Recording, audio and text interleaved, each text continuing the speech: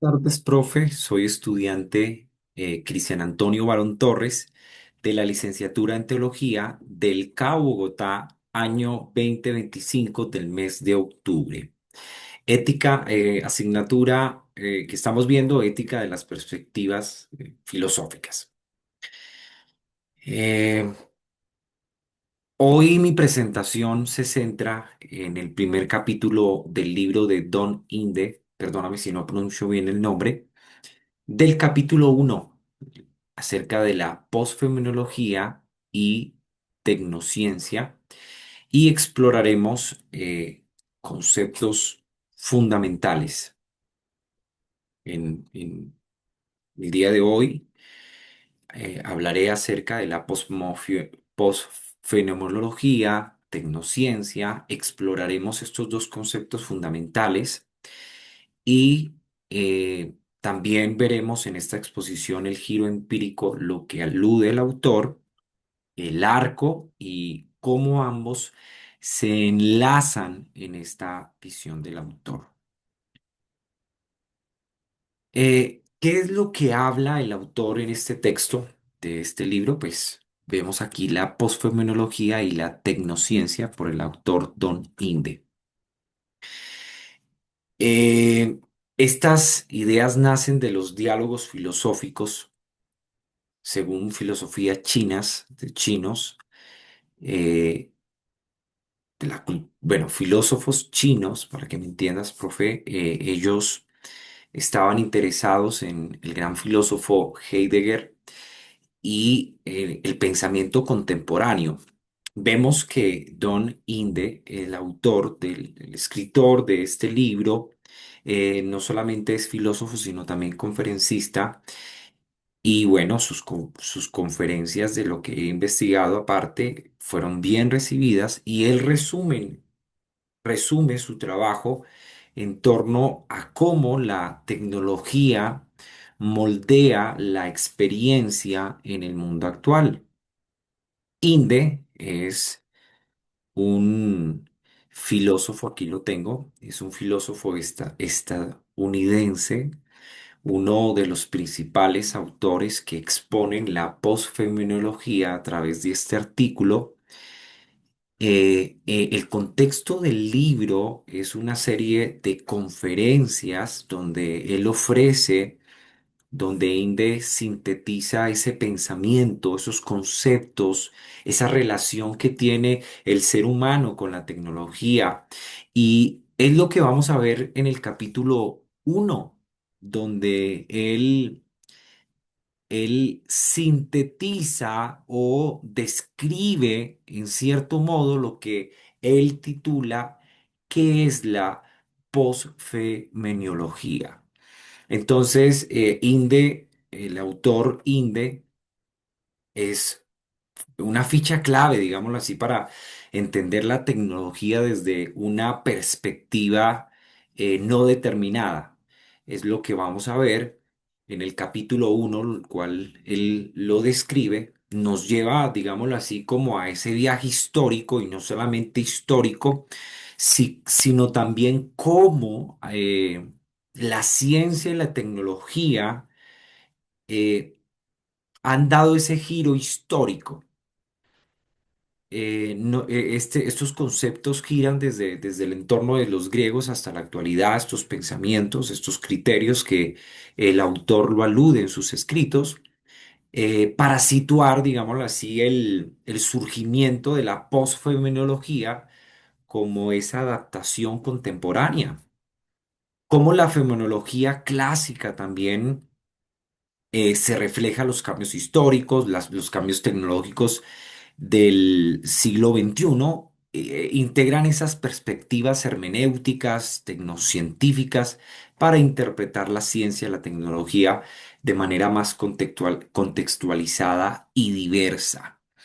Pero no solamente este autor nos va a enseñar un poco de qué es la posfenomenología y cómo nos lleva a esa teoría donde él dice, oye, el giro empírico. El giro empírico lo que hace entre la ciencia y la tecnología representa un cambio entre los estudios de la ciencia y la tecnología y se aleja en un análisis puramente conceptual o también filosófico para centrarse en la ciencia, en la tecnología, cómo se producen cambios en la práctica diaria del ser humano. Esta concepción de la ciencia ha evolucionado desde una visión, digámoslo así, positiva, donde va centrada la lógica, la verificación empírica.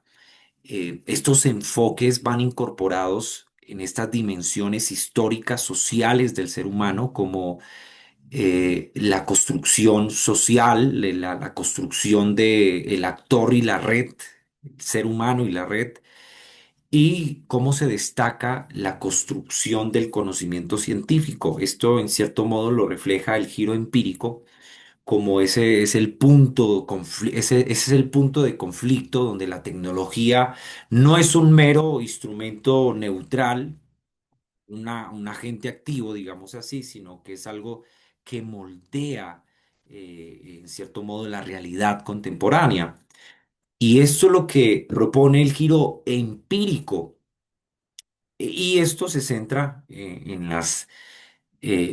lo tecnocientífico, en cómo la ciencia y la tecnología producen y aplican en el mundo entero, según en las páginas del 1 al 10, es donde eh, cito lo que estoy diciendo.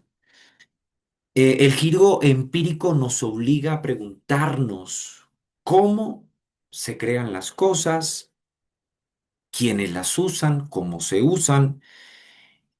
Eso es básicamente lo que el filósofo Ginde argumenta, el giro empírico y cómo estos objetos tecnológicos ha causado esta complejidad en el ser humano, lo que nos lleva a entender. No solamente el giro empírico, sino también vamos a ver un concepto clave en el capítulo 1 que habla acerca del arco. El autor analiza el tiro del arco como un ejemplo tecnológico, digámoslo así. Hace como esta ilustración feneológica, es decir, como una tecnología, cómo puede a través de la tecnología de distintas formas, de distintas maneras, contextualizar al ser humano.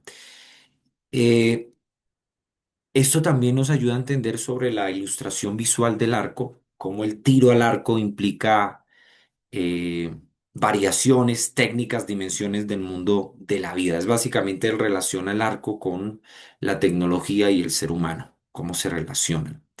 Entonces, entre ello, hay varios significados del arco largo en inglés, tiro con arco de caballo, arcos de artillería chinos.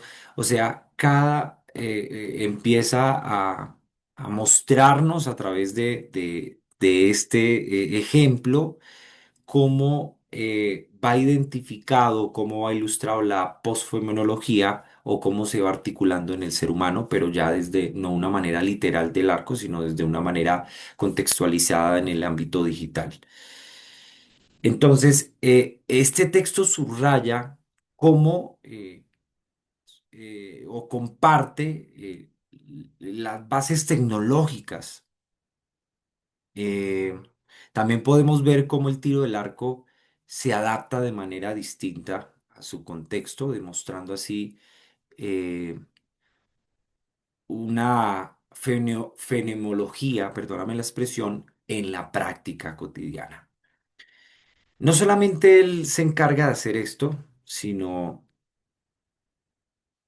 podemos ver cómo en el contexto de los temas que aborda en el capítulo 1, que es muy interesante, cómo relaciona el giro empírico y este concepto es crucial porque nos invita a pensar en la teoría de la práctica, en que en la tecnología En lugar de discutir conceptos abstractos, lo que nos lleva es a analizar los dispositivos, las plataformas que nosotros usamos a diario, cómo el arco también era necesario en una época y cómo en estos tiempos es tan necesario la tecnología, cómo es necesario el celular, las plataformas de redes sociales como Zoom, Teams, incluso la misma IA, la misma inteligencia se ha vuelto muy importante para nosotros y para el ser humano. Entonces, en efecto, nos muestra el autor cómo esta forma de comunicarnos, de aprender, de socializar, es algo de verdad muy interesante,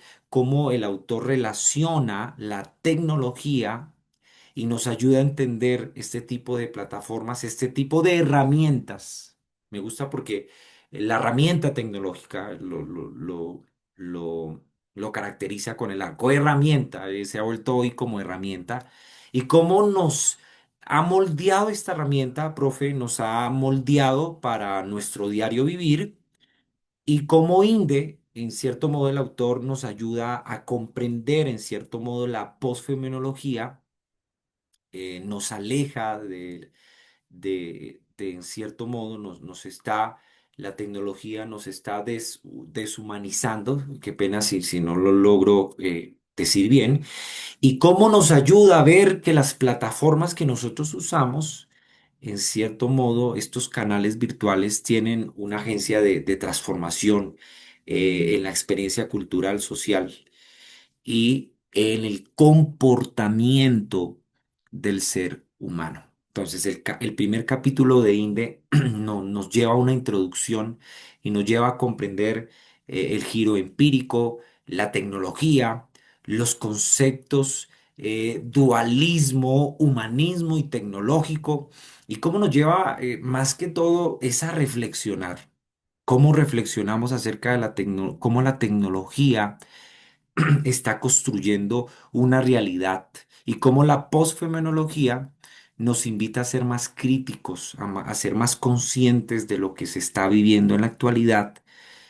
En conclusión, puedo decir que INDE nos ofrece herramientas teóricas, profe, en este primer capítulo que nos enseña a ser más críticos, a analizar lo que se está viendo en el mundo técnico.